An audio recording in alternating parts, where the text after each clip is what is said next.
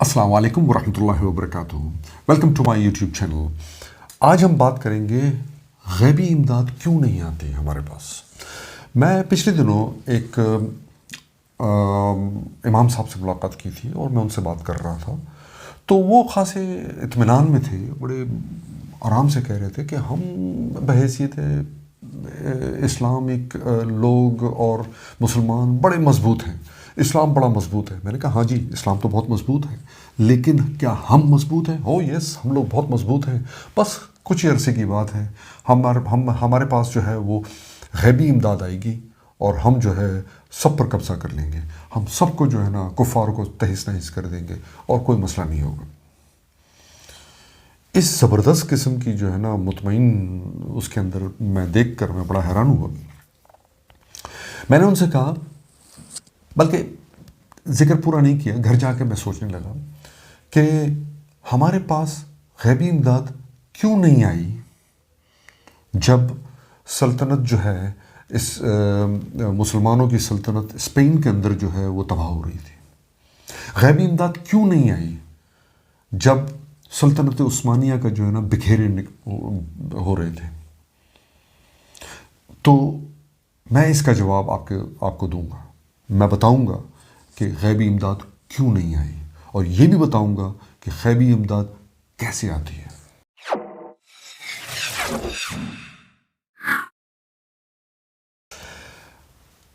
मैं वही कह रहा था कि गैबी इमदाद उस वक्त भी क्यों नहीं आई जब म्यांमार के अंदर जो है मुसलमान जो है उनको कत्ल व गारत गरी हो रही थी। गैबी इमदाद क्यों नहीं आई थी जब बाबरी मस्जिद को तहस नहस किया जा रहा था। गैबी इमदाद क्यों नहीं आई गुजरात में, इराक़ में, इराक़ी बच्चे, शाम के यानी कि सीरिया के बच्चे वो तबाह हाल मौत का शिकार हो रहे हैं, बिल्डिंगें तबाह हो रही हैं। गैबी इमदाद क्यों नहीं आई? गैबी इमदाद इस तरह से नहीं आती। दरअसल हम में प्रॉब्लम है, बहैसियत मुसलमान, और सब में नहीं, हर शख्स में नहीं, और हमारे उलमा इकराम, सारे उलमा इकराम नहीं, लेकिन फिर भी बहुत सारे ऐसे उलमा इकराम हैं जो ओवरऑल हम बहैसियत मुसलमान बहुत नीचे चले गए हैं। हमें करप्शन रेट बहुत हाई है, हमें ऑनेस्टी नहीं है, हम डिसऑनेस्ट हैं, हमें स्ट्रैटेजी नहीं है, हमें ज़िंदगी गुजारने की स्ट्रैटेजी हमारे पास नहीं है, हमारे पास प्लानिंग नहीं है, हम झूठ बोलते हैं, हम वो बहुत से ऐसे इवन नमाज़ पढ़ने वाले इस्लाम पर चलने वाले लोग जो हैं उनको अगर आप बात करें कोई छोटी मोटी जो इल्लीगल चीज़ें हैं वो उनको नहीं पता होती, वो ये समझते हैं कंप्लीट लीगल है। तो ये हमारा जो है ना ओवरऑल मेयार है, और जब भी जो है हमें इमदाद नहीं आती। लेकिन चलें हम अपने क्वेश्चन को उल्टा करते हैं। हम ये पूछते हैं कि गैबी इमदाद कब आती है या गैबी इमदाद कब आई थी। गैबी इमदाद जो है वो उस वक्त आई थी जब 313 मुजाहिदीन 1000 कुफ़ार के सामने जम गए उस वक्त, और वो भी रमज़ान के महीने में, और उन्होंने जो है रोज़े रखे हुए थे। तब आई थी गैबी इमदाद। गैबी इमदाद उस वक्त आई थी बदर के मुकाम पर, बदर की जंग के अंदर, जब हमने बदर के मुकाम के ऊपर जो है स्ट्रेटिजिक एनालिसिस करके हम लोगों ने जो है वो चश्मे पर कब्ज़ा किया था, पानी पे कब्ज़ा किया ताकि कुफ़ार को जो है प्रॉब्लम क्रिएट हो जाए। तब आई थी गैबी इमदाद। गैबी इमदाद उस वक्त आई थी जब 3000 से ज़्यादा के कुफ़ार का लश्कर जर्रार जो है वो हमारी तरफ आया था, और हम मुट्ठी भर थे। नबी करीम सल्लल्लाहु अलैहि वसल्लम जो है वो बड़े परेशान हो गए। मदीने में को किस तरह से मदीने को डिफेंड करें। क्या किया था उन्होंने? ज़रूर मैं इससे इनकार नहीं करता कि दुआएं की थी, लेकिन सबसे पहले क्या किया? انہوں نے صحابہ کرام کو بلایا میٹنگ کی، کیا کرنا چاہیے، ہمیں بتائیں، آپ ہمیں مشورہ دیں، ہم آپ کو مشورہ دیں، کیا کرنا چاہیے۔ اس وقت حضرت سلمان فارسی رضی اللہ تعالیٰ عنہ نے کہا یا رسول اللہ، میں ملک فارس سے آیا ہوں، ملک فارس میں جو ہے خندق بنانے کی جو ہے وہ بہت زیادہ ہوتی ہے، میں نے جو ہے جغرافیکل انالیسس کیا ہے مدینہ کا، مدینہ کے چاروں طرف جو ہے تین طرف جو ہے وہ پہاڑی علاقہ ہے پورا، اور ایک طرف جو ہے وہ خالی ہے، تو میں یہ تجویز دیتا ہوں کہ جو ہے خندق بنائی جائے۔ نبی کریم صلی اللہ علیہ وسلم نے سوچا اور لوگوں سے مشورہ کیا اور کہا ہاں ہم خندق بناتے ہیں۔ خندق بنانا آسان کام نہیں تھا، انہوں نے خندق بنانا شروع کیا، گرمی، دھوپ، بھوک، افلاس، غربت، اس کے باوجود سارے صحابہ کرام اور ہمارے نبی کریم صلی اللہ علیہ وسلم خندق بنانے میں مصروف ہو گئے۔ اتنی شدید گرمی اور بھوک لگی کہ صحابہ کرام نے اپنے پیٹ کے اوپر جو ہے پتھر جو ہے وہ باندھ دی۔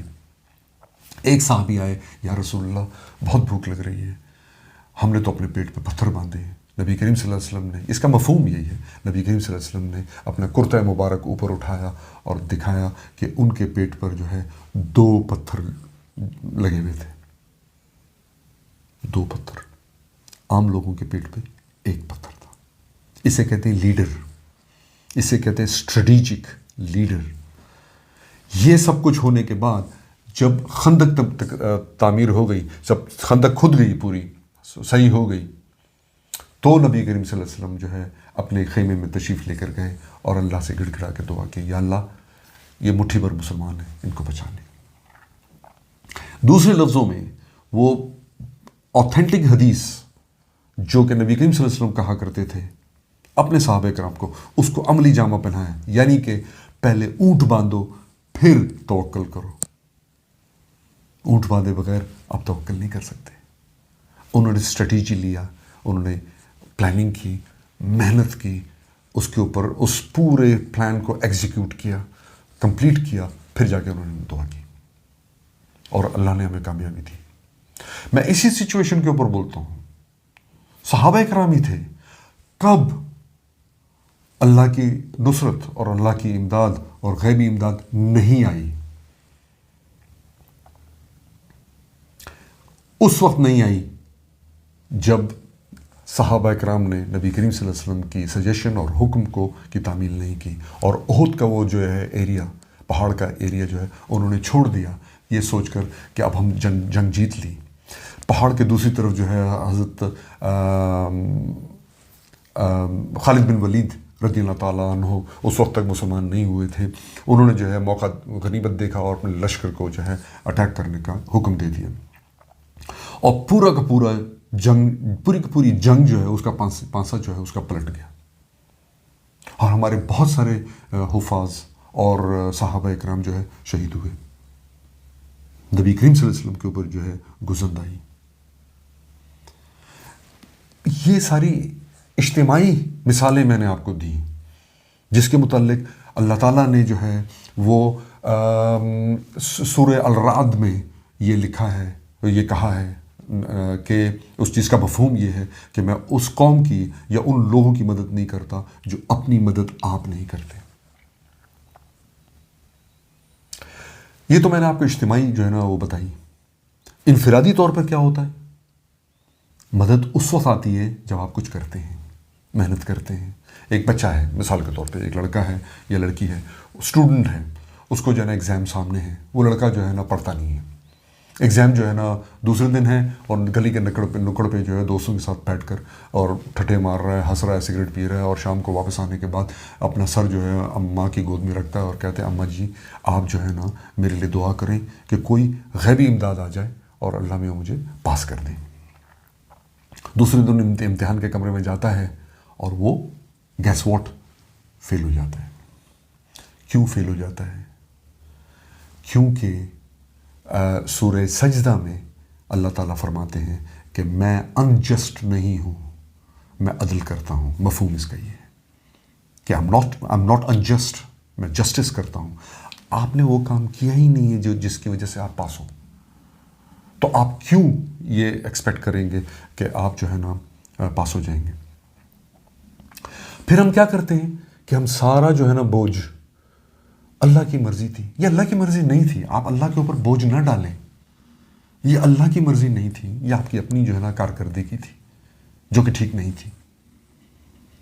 تو لہٰذا ہم میں وہ چیزیں ہیں ہی نہیں جس کی وجہ سے جو ہے اللہ کی مدد، اللہ کی نصرت، اللہ کی غیبی امداد، سپر نیچرل جو ہیلپ ہے وہ آئے. وہ نہیں آئے گی. ہمارے علماء اکرام سب نہیں، اگین میں یہ کہہ رہا ہوں، بہت سے ایسے ہیں جو طاقت، پیسہ، فیم، خود نمائی، ان چیزوں پر بہت زیادہ بھروسہ کرتے ہیں اور یہ ان کو پسند ہوتی ہے. بڑے خوش ہوتے ہیں کہ جب لوگ جھک کے ملتے ہیں، اور کیا ہی اچھا ہو اگر ان کا ہاتھ بھی چوم لیں. ایئر کنڈیشن گاڑیوں میں قیمتی کپڑے پہن کر مسجد میں داخل ہوتے ہیں اور پھر اس کے بعد وہ چاہتے ہیں کہ نمازی جو ہے وہ صفوں میں سے ہٹ کے جگہ دے ان کو. اللہ کی نصرت، اللہ کی مدد کیسے آئے گی؟ بہت مشکل ہے. تو یہی پرابلم ہے. ہم کو اپنے آپ کو درست کرنا ہوگا. جس طرح میں نے پہلے عرض کیا تھا، اگر ہم جو ہے وہ اونٹ باندھیں گے، جیسے نبی کریم صلی اللہ علیہ وسلم نے فرمایا، اونٹ باندھو اور پھر توکل کرو. ہمیں اپنا کام پورا کرنا چاہیے اور پھر اس کے بعد ہمیں دعا کرنی چاہیے. ہم نے انفارچونیٹلی ہمارے اپنے مذہب کو، اتنی لازوال مذہب کو، میجسٹک مذہب کو، ہم نے اس کو کم کر کے چند جزویات، عبادت کی چند جزویات میں محصور کر کے رکھ دیا. ہم نے بس یہی سمجھا ہے کہ بس 5 لاکھ تسبیح گھما لیں، فلاں چیز کر لیں، اس طرح کی دعائیں کر لیں، اس طرح کی دعائیں کر لیں اور پھر آرام سے بیٹھ جائیں. ہمارے علماء کرام بھی یہی کرتے ہیں. بہت سے جو ہے دعائیں کرتے ہیں، کشمیر آزاد ہو جائے، عراق کے لوگ آزاد ہو جائیں، فلاں ہو جائیں، اور یا اللہ، اور پھر دعاؤں کے فوراً بعد جو ہے وہ خوب بددعائیں کرتے ہیں مغرب کو، اسلام دشمن ناصر کو، ہر چیز کو دعا کر غرق ہو جائیں، منافقین اور یہ اور وہ، اس قسم کی جو ہے نا ساری باتیں کر کے بڑا سکون محسوس کرتے ہیں وہ کہ ہم نے اپنا کام کر لیا. اب ہم جائیں گے، کھانا کھائیں گے اور سو جائیں گے اور اللہ کی غیبی امداد اور مدد کا انتظار کریں گے.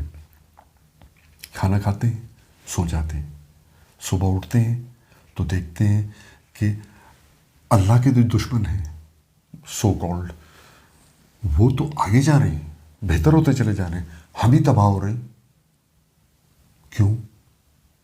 اللہ انجسٹس نہیں کرتا. یہ سب سے بڑی بات ہے. اللہ انجسٹس نہیں ہے، اللہ جسٹ ہے.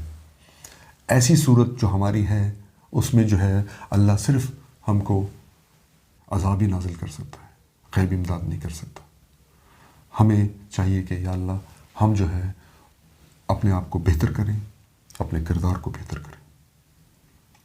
اگر آپ کو ویڈیو پسند آئی تو پلیز سبسکرائب کریں.